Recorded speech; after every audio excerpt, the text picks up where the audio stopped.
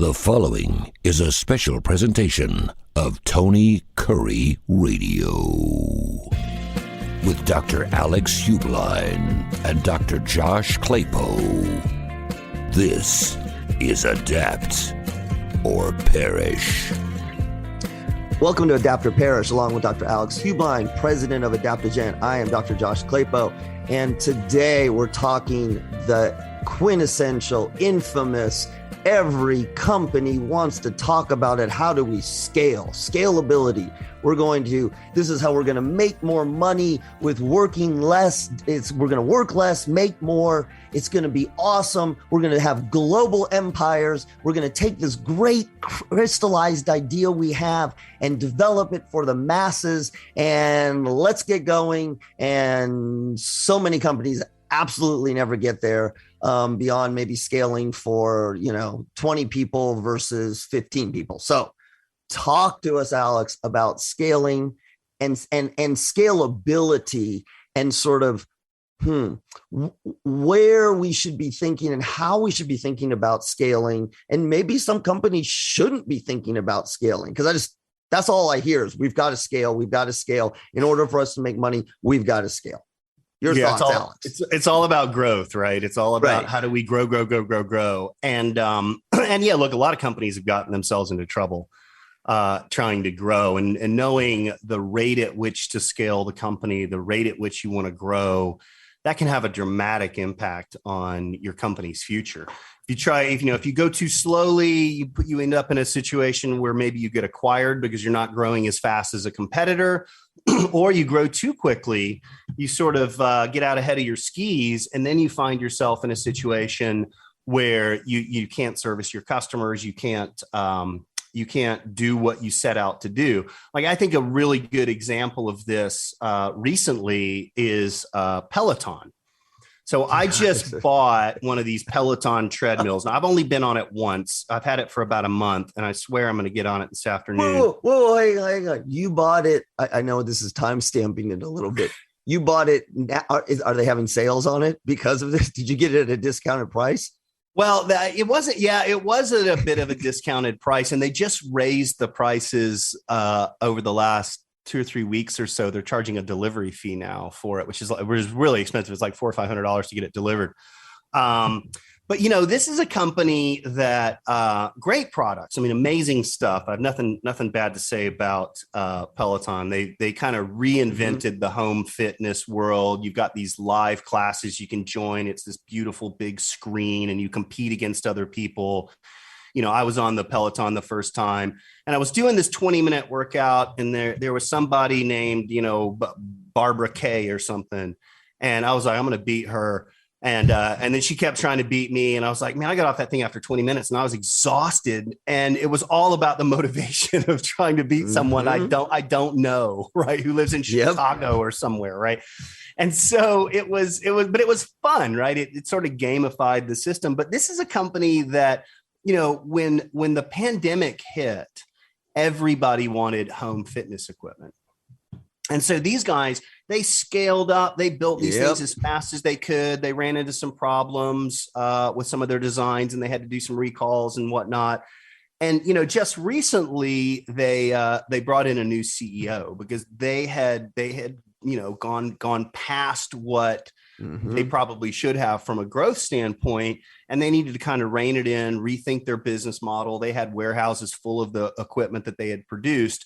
So they went out and they probably scaled up too quickly as a company, and their stock price plummeted, and everybody was like, oh, they were kind of yesterday's thing. But the reality is, the company didn't change. The philosophy of the company didn't change, but they tried to grow too fast. And I think that caused them a lot of problems. And I think that's true in most organizations. Everybody wants this coveted growth idea, but then they run into challenges with it, either achieving the growth or also being able to go out and say, are we growing fast enough, or are we growing too quickly? And investors will never tell you you're growing too quickly, or rarely will they come and say, no, you guys need to slow down. But sometimes you do. Sometimes you have to take a step back and you've got to rein in your growth. And the trick is figuring out when and what circumstances dictate how fast you should grow, how fast you could scale. And then I think there's some barriers to scalability that are just inherent in different pursuits in life. And you've got to be cognizant of those barriers if you're going to be successful. So, all right, Alex, let me clarify something, because I think this is real interesting to me. You're describing scalability as growth, which scaling, which is growth. And that makes sense. But a lot of times we talk about scaling as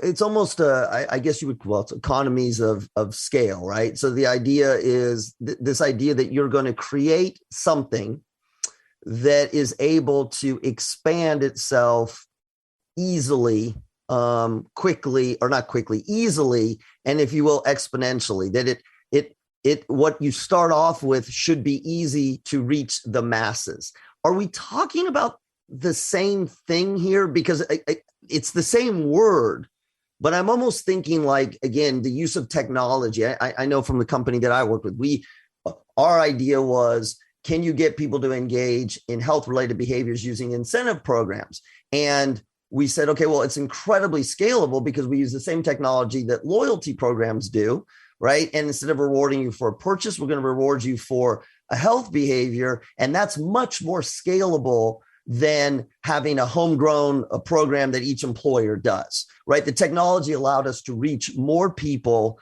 faster. Digital solutions around mental health or text-based messaging for health and wellness. Are you and I talking about the same thing? Well, I mean, I think we're talking about two aspects of something, which is, you're right. There's this sort of, how do you scale the business? How do you grow the business? And then there's also, how do you scale out initiatives? How do you scale out things that you're trying to accomplish, which may not just be, well, we need more revenue or we need more of this, that, and the other. But I think they're related. And I think the way they're related is that sometimes you have to look at the underlying platforms and the underlying, whether it's technology or science or whatever it happens to be.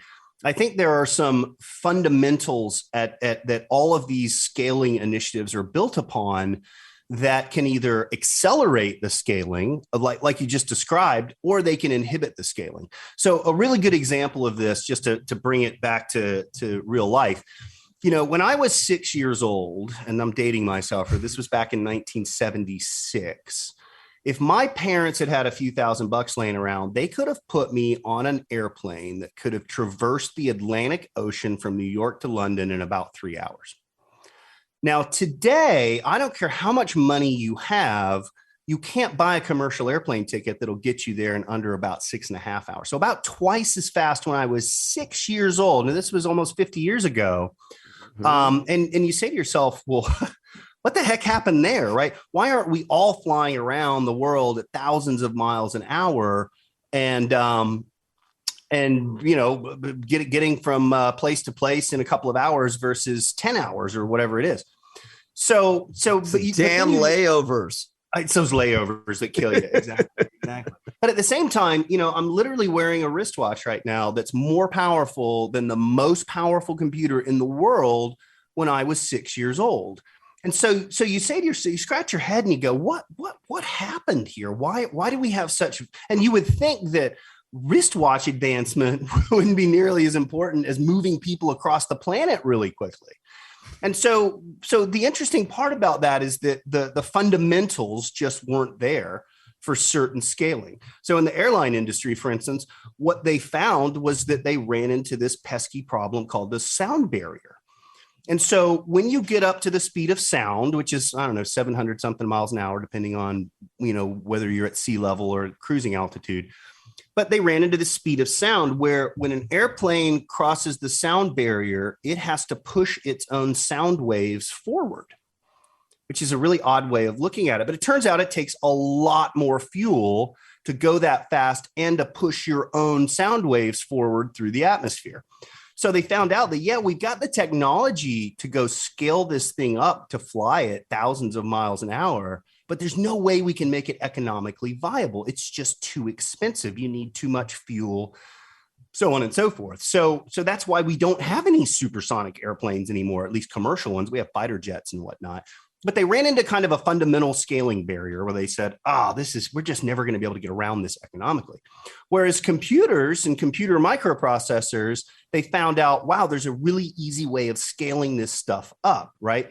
And they figured out how to use a technique called lithography to be able to mass produce chips and to continue to increase the transistor density and whatnot. And so now we have computers that are millions of times more powerful. And so I think understanding the fundamentals, understanding some of the roadblocks as well as some of the opportunities in scaling, it's not enough to just say, hey, I want to scale this thing out. You've actually got to look at the intrinsic characteristics of whatever it is you're trying to scale and be able to say, are these going to be a roadblock for me, or are there ways to get around those roadblocks and actually have a situation where I can increase the scaling tremendously? Okay.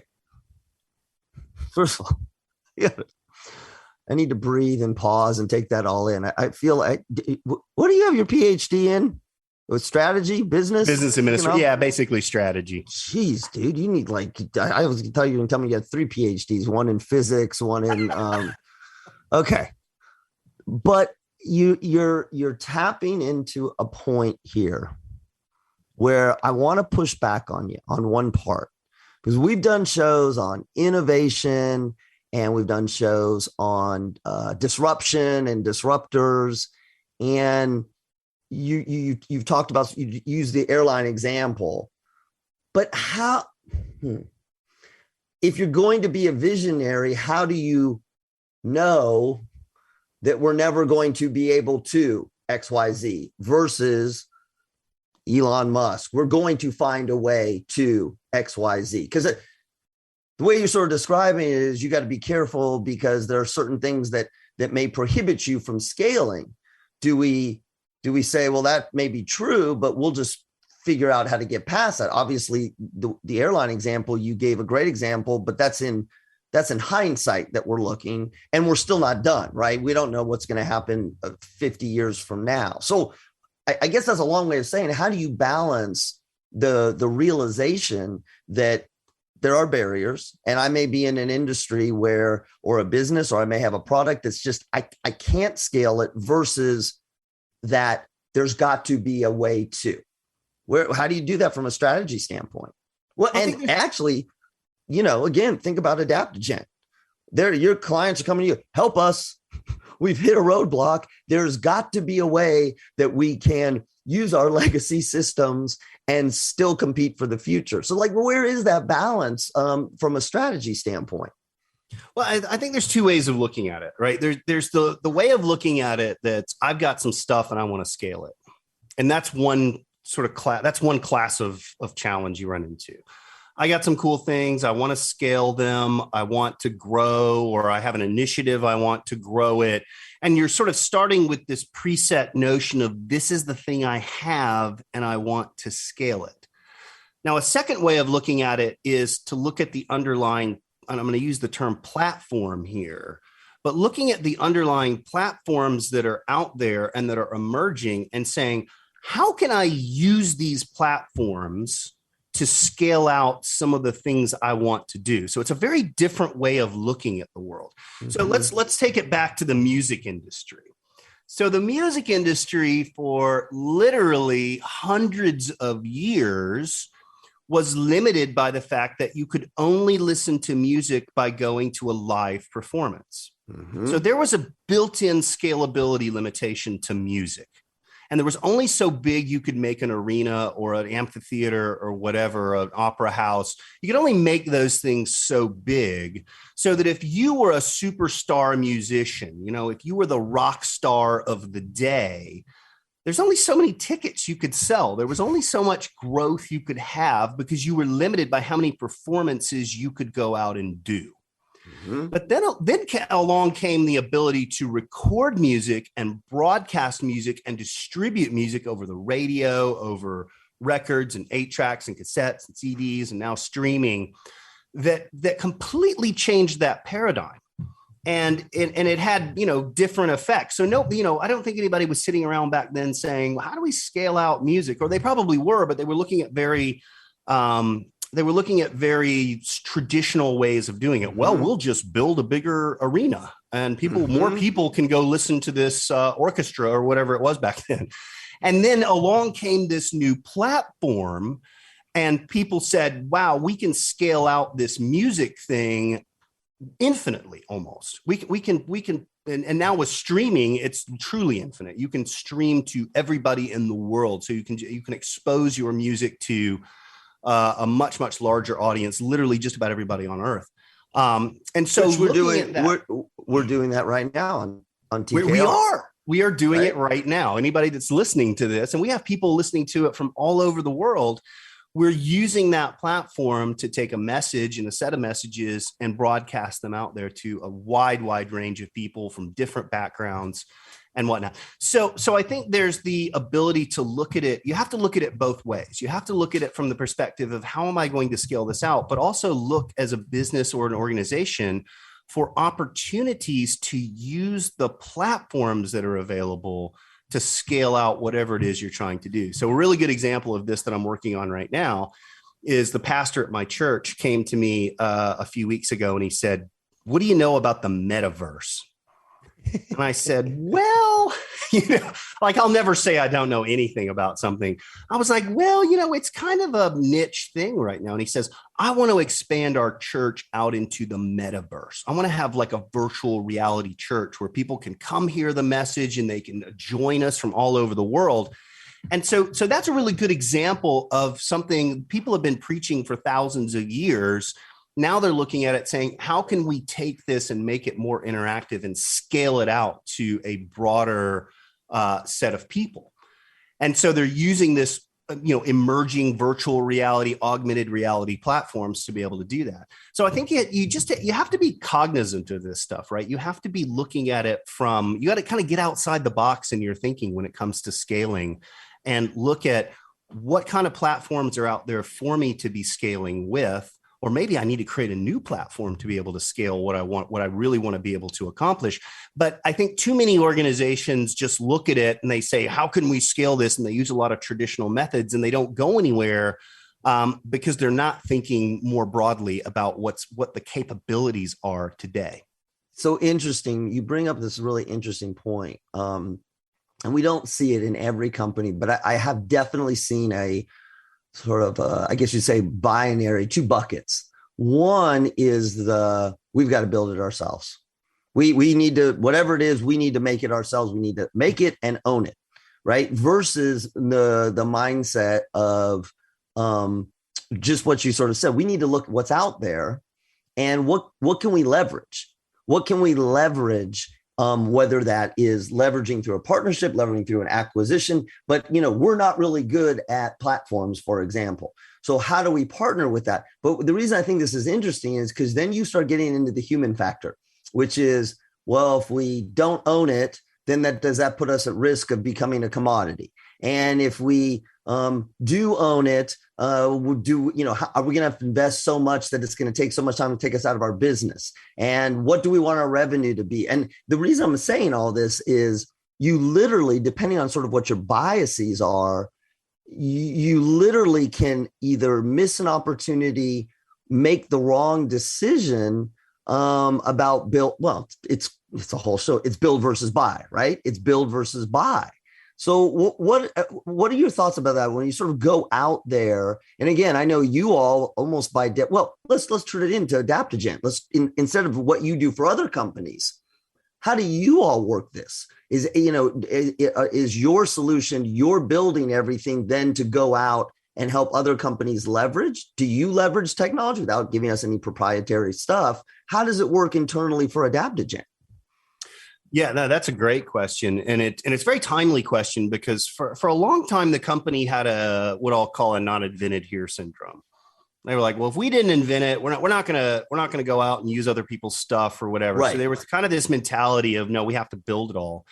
And we're about to release a new product later this month, that is a really neat hybrid of that, where we've taken some open source technology that saved us a lot of time. We don't have to go build this whole thing. And we focused on what's the value add that we're going to add to this existing sort of commoditized technology. And we focused all of our R&D efforts there instead of trying to build the whole thing from scratch.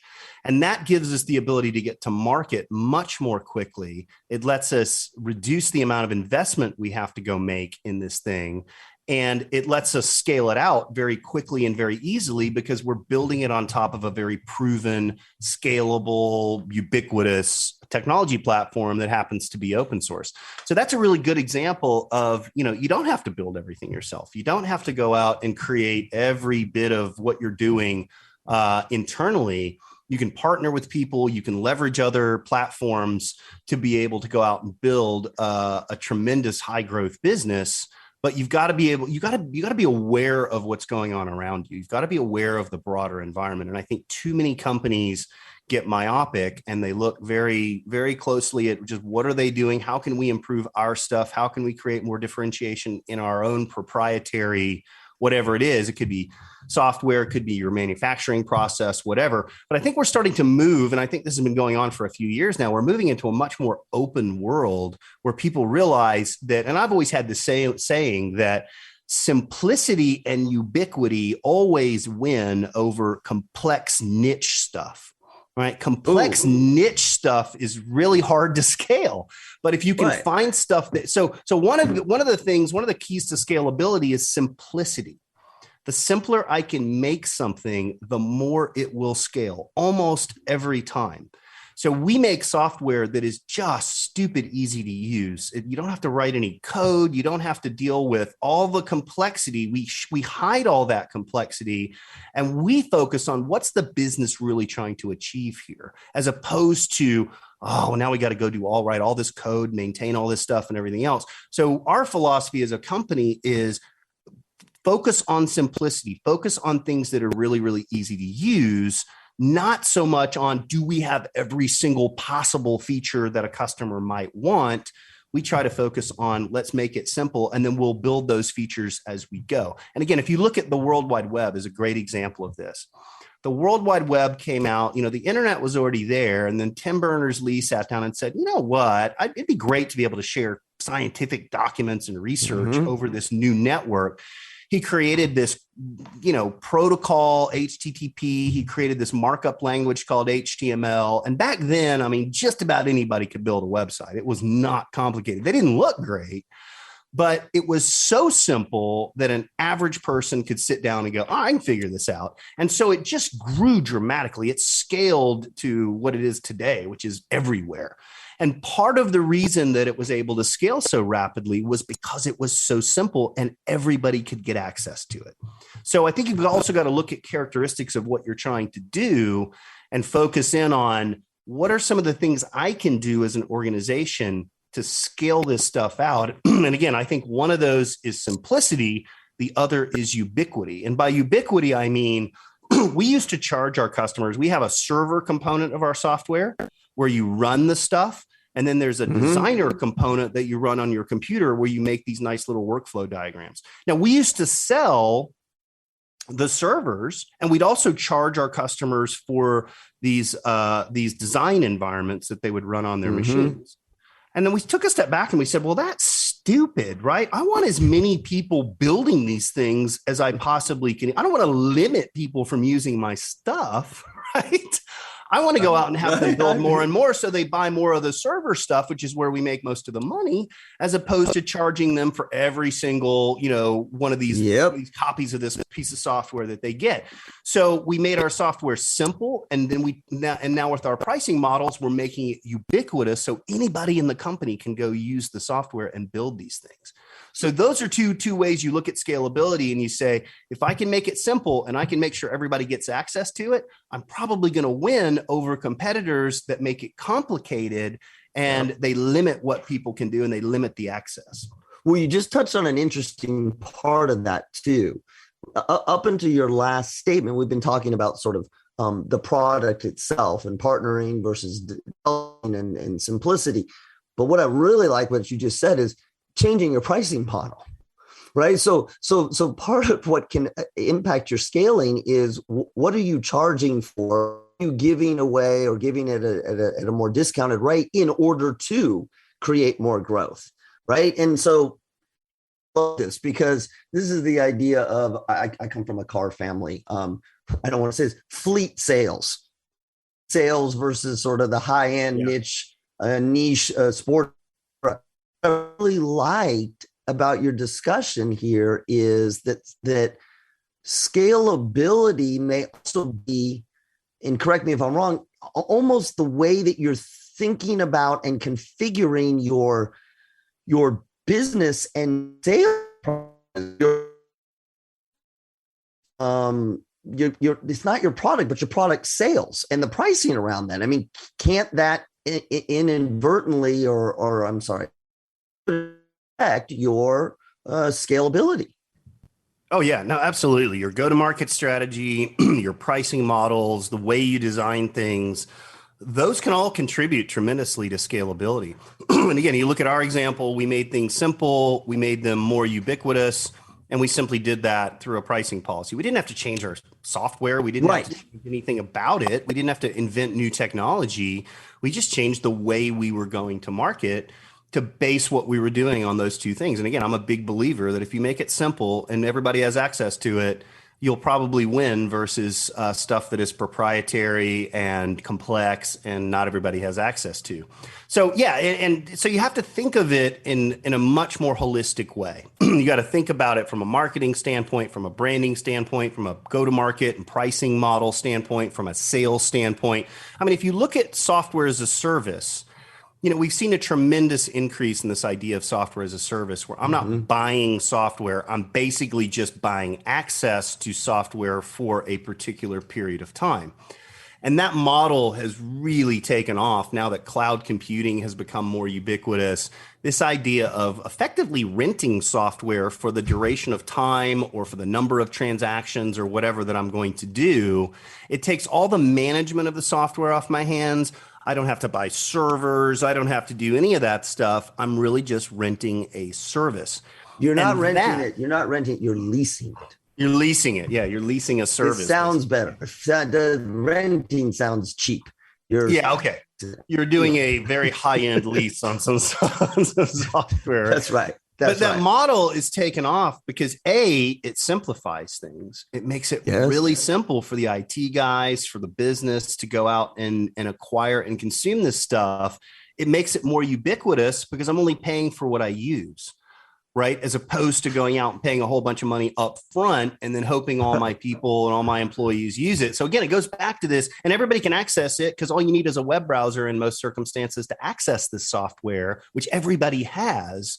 So again, software as a service, it's scaling out and it's becoming the dominant model of software because of simplicity and ubiquity. So you got to think that way as a business. And those aren't the only factors, but those are two that I've seen in my career that really help scale things out. And again, it doesn't matter if you're talking about products or you're talking about organizational initiatives or what have you. If you can try to embody those two principles, your chances of scaling go up dramatically versus the alternatives. No, I love that. And listen, we're going to end on that note because one of the things that you said that is so important is it doesn't matter the size of your business. What you just described for us and in this conversation is the breadth at which we can think about scalability. And I really liked the example from Adaptigent about essentially changing the pricing and the way that you sort of go to market with exactly what you said, with the same product, so that scalability isn't necessarily we've got to create something new or invent something new, or in some cases, we don't even have to partner or use a different platform. It literally can be the way that we productize what we're doing. And I think that, Alex, is such an important point, irrespective of the size of your company. Now you didn't make, are you going to give us any sort of rock reference? All I'm thinking, I mean, you gave music. I understand that. I was thinking like band. Are we going, it's not rock. Are we going like Earth, Wind and Fire, where we've got like 20 people up there? Trying to think. Is that the largest? It's got to be. Yeah, they have tons of. Well, I think to use a rock analogy, I'm a big fan of progressive rock, and I always have been. And one of the things you see in progressive rock is a lot of complexity, and you see a lot of very odd time signatures. These guys don't write in 4/4 time, right? They write in 7/8 or 15/16. I mean, these crazy time signatures. But one of the downsides to doing all that is that their fan base is going to be limited. People used to always joke, I'm a big Rush fan. And, you can't dance to Rush music. You just can't. I mean, it's just the tempo and the changing time signatures and everything. You're never going to get there. Now, they were a really successful band, but not nearly as successful as some of the really big bands that stuck to a more simple formula and made it something you could dance to, you could, tap your foot to.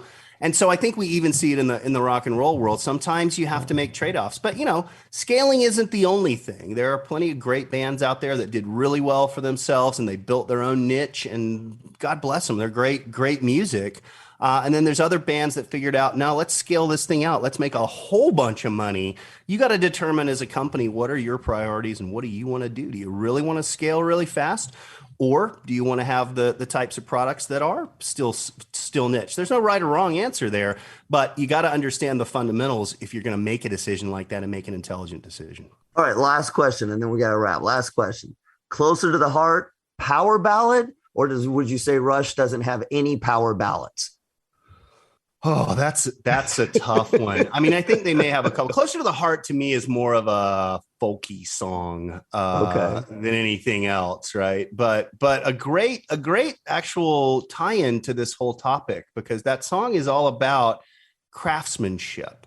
It's all about building things with your hands, right? And about doing it with heart. And I think in everything we do in business, you got to do it from the heart as well. It can't just be a cold calculating thing. You got to take into account your people, your shareholders, your customers, and you got to do it with some heart if you're going to be successful and you're truly going to scale it out. Oh, that was so good and so kitschy and so touchy-feely, and that was awesome. All right, we got no more time. Thank you for joining us with Adapter Parish. This is Dr. Josh Klapow, along with Dr. Alex Heublein, president of Adaptigent. Make sure you stay tuned to Tony Curry Radio, because there's another amazing episode coming up of Adapt or Perish. This has been a special presentation of Tony Curry Radio.